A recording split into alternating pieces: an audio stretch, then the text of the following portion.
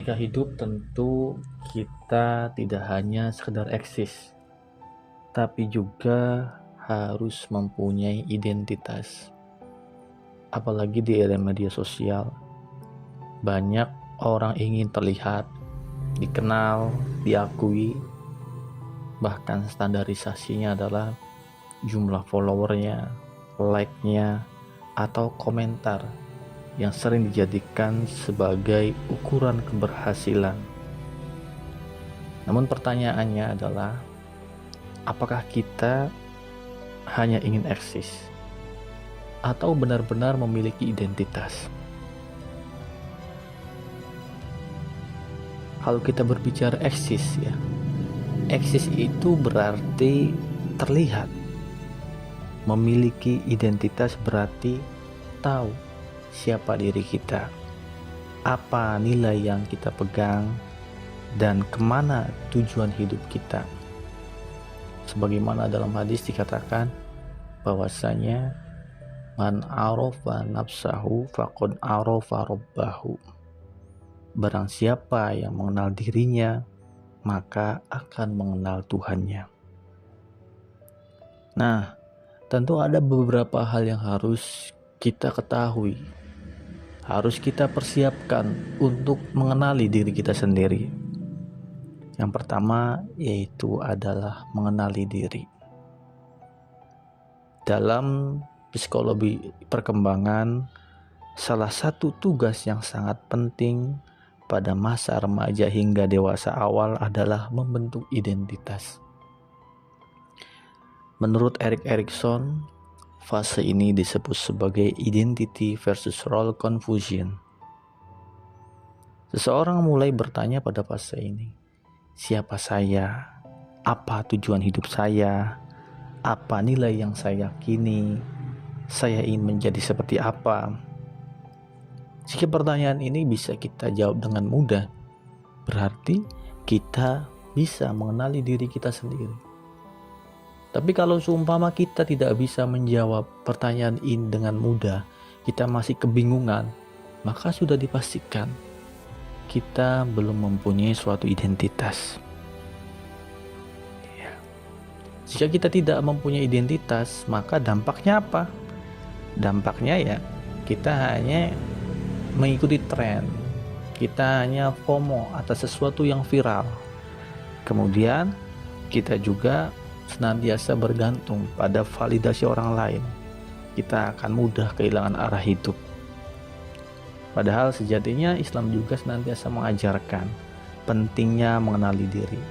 Sebagaimana dikatakan bahwasanya wala takunu kalladina nasullaha fa'ansahum anfusahum ulaika humul fasikun.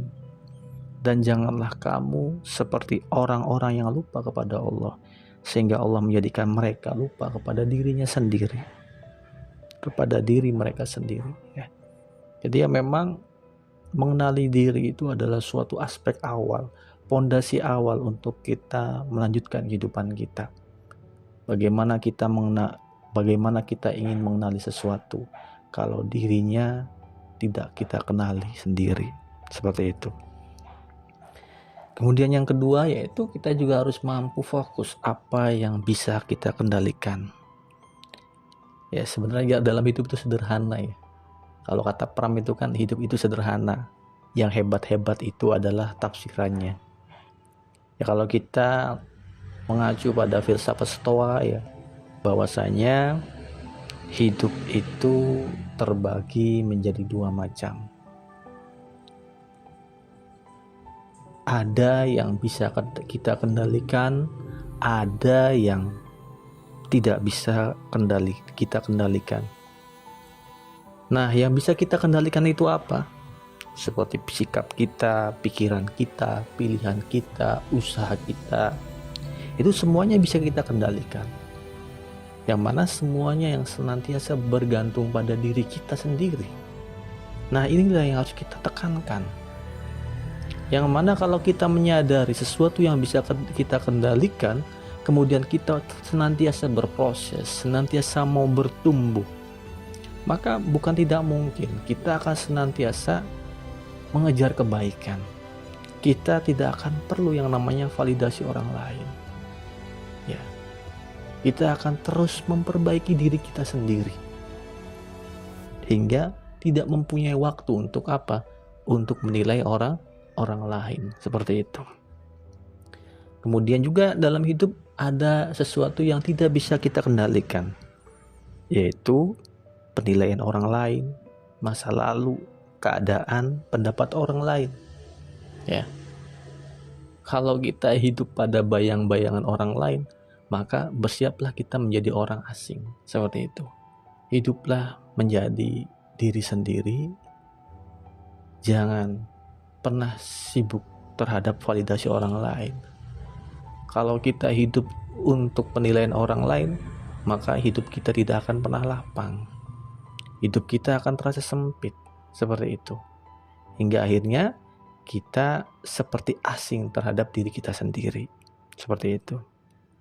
Tapi banyak dari kita, banyak dari kalangan Gen Z itu lelah. Kenapa?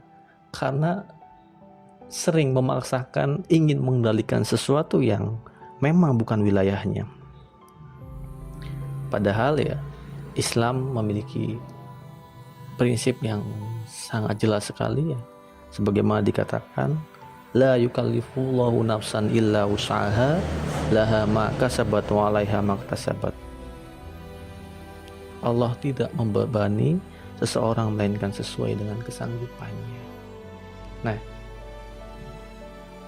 di dalam sesuatu yang tidak bisa kita kendalikan ya, kita ya tidak boleh memaksakan itu. Ya jangankan kita ya, sekelas Nabi aja yang katanya insan kamil, manusia terbaik di muka bumi ini, masih banyak kok orang yang menilai jelek terhadap Nabi. Banyak kok orang yang membenci Nabi. Apalagi kita yang mana ya, kita ya hanya sebatas ya tidak apa-apa, tidak ada apa-apanya, tidak ada artinya ya, dibandingkan dengan sosok Nabi ya. Bahkan potongan kukunya aja nggak nyampe kan, seperti itu. Ya, jadi ya memang itu ya yang harus kita sadari ya. Kita harus sibuk pada sesuatu yang kita kendalikan. Jangan sampai kita sibuk pada sesuatu yang tidak bisa kita kendalikan. Pada intinya kita harus memperbaiki diri kita sendiri, seperti itu. Kemudian ya, yang harus kita perhatikan bahwasanya identitas itu dibangun oleh nilai, bukan suatu penampilan. Dalam teori perkembangan modern ya, terdapat konsep self concept ya, yaitu gambaran tentang diri kita. Kemudian ada self esteem, penilaian terhadap diri kita. Kemudian ada self efficiency, yaitu bahwa keyakinan kita mampu. Ketiga hal tersebut tentunya berkembang melalui pengalaman, lingkungan keluarga, teman, keyakinan hidup, masalah-masalah, dan lain sebagainya. Nah, kadang yang sering dijadikan problem itu adalah media sosial itu sering dijadikan sebagai teladan, sering dijadikan sebagai tolak ukur untuk membangun identitas. Ya maka ya sangat wajar sekali identitas itu seringkali diartikan sebagai penampilan, popularitas, dan pencapaian. Padahal kalau kita berbicara ketiga hal tersebut, itu semuanya bisa berubah. Ya kalau kita berbicara pada tataran prinsip dasar Islam, kalau kita berbicara identitas kita ya, identitas kita itu adalah seorang muslim sebagai hamba Allah, yang mana tugas kita apa? Tugas kita wa ma khalaqtul jinna wal insa illa liya'budun, yang mana tugas kita itu untuk beribadah kepada Allah Subhanahu wa ta'ala, tidak ada yang lain, seperti itu. Nah kemudian aspek berikutnya itu adalah kita harus senantiasa bertumbuh, bukan membanding-bandingkan. Dalam stoisme ya mengajarkan bahwasanya Bandingkan dirimu hari ini dengan dirimu kemarin, ya. Atau kita mengenal konsep grow mindset, pikiran berkembang. Orang percaya bahwasanya kemampuan dapat berkembang melalui apa? Melalui belajar, latihan, kesalahan, pengalaman. Sebagaimana Islam dalam Al-Quran mengatakan bahwasanya innallaha la yughayyiru ma biqaumin hatta yughayyiru ma bi anfusihim. Sesungguhnya Allah itu tidak akan mengubah keadaan suatu kaum sampai mereka mengubah keadaan diri mereka sendiri. Yang mana perubahan itu dimulai dari diri sendiri, bukan dari orang lain. Kemudian yang terakhir yaitu adalah menemukan identitas sejati. Apa itu identitas sejati? Identitas sejati itu dibangun dari 3 pertanyaan. Siapa saya? Ya, kalau kita beragama Islam, maka ya jawabnya adalah Islam. Aku adalah hamba. Untuk apa saya hidup? Untuk beribadah kepada Allah dan memberi manfaat. Kemana saya akan kembali? Jawabannya adalah kepada Allah Subhanahu wa Ta'ala. Ketiga pertanyaan tersebut kita bisa menjawabnya, maka seseorang akan lebih tahan terhadap tekanan sosial. Ia tidak mudah kehilangan arah hanya karena mendapatkan pengakuan. Coba kita renungkan bersama-sama, apakah aku hidup untuk dilihat orang lain atau untuk mendapat ridho Allah Subhanahu wa Ta'ala?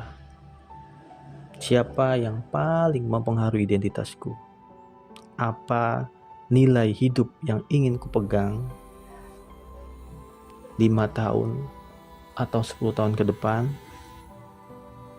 Jika media sosial hilang besok, apakah aku tetap tahu siapa diriku? Nah, itu coba renungkan beberapa kalimat di atas ya. Seperti itu ya. Jadi pada intinya eksis itu mudah, membuat konten itu mudah, mencari perhatian juga mudah. Tapi memiliki identitas itu memerlukan proses mengenal diri, memperbaiki diri, mendekatkan kepada Allah, konsisten memegang nilai meski tidak selalu mendapatkan pengakuan. Sebagai Genji ya, tentunya tantangan bukan hanya menjadi orang yang dikenal banyak orang, tetapi menjadi pribadi yang dikenal baik oleh Allah Subhanahu wa Ta'ala.